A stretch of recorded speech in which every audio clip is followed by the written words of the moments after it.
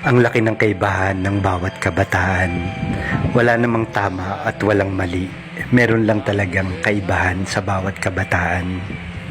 Ang kabataan ngayon, pamilti-milti, paista Starbucks, pakain-kain ng donut sa Jayco. Samantalang yung kabataan namin, kapag nakabili kami ng aruro, kakainin mo yun sa loob ng bibig mo tapos madudurog yun na parang powder.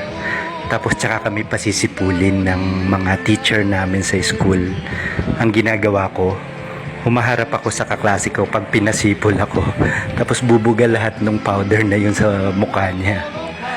Tapos kapag may 5 centimos ka noon, meron ka ng 5 hanggang 10 piraso ng caramel na candy.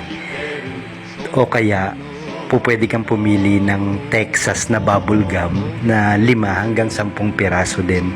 Basta meron kang